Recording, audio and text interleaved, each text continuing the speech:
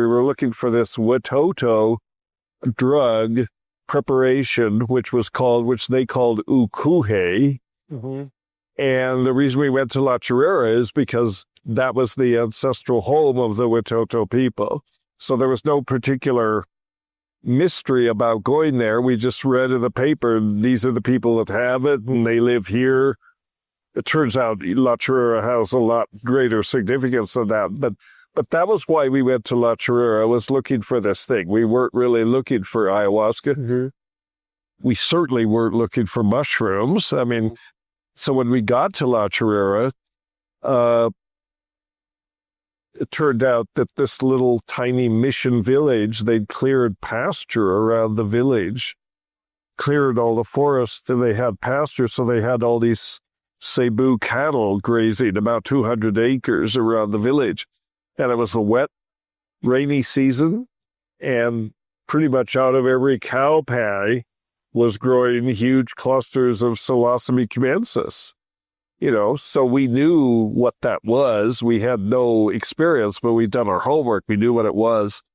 And our attitude toward that was very cavalier. We thought, well, these will be great. We can have fun with these. We looked at it totally as recreational experience while we're waiting for the Ukuhe to show up, the proper informant, or find someone that could tell us about Ukuhe.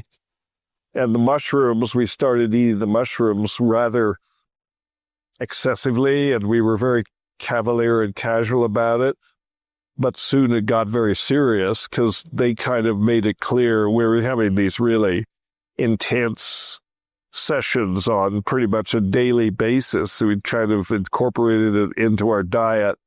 And the mushrooms kind of made it clear that they were the secret. They were what we'd really come for. Mm. And then the whole story from that. Yeah, so I don't think I finished the book, but I started reading the book by your brother about that experience, where he mentions you also a lot. And it's interesting that you mentioned Richard Alvin Schultes as well, because you were reading his papers. And he was the ethnobotanist that kind of recently, in that time, boosted the popularity of ayahuasca. So, he was also exploring it in Colombia.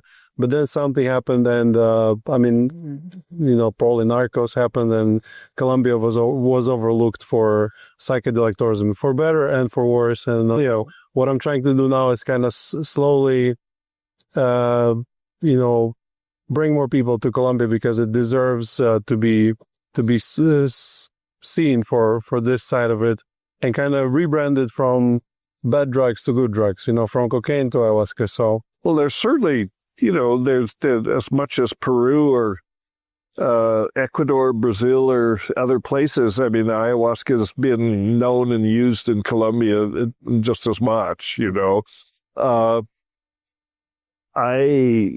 than my trips to La Chorrera and a couple of other trips, I went to Colombia again in 1985 to meet my friend Luis Eduardo Luna, who is from Colombia.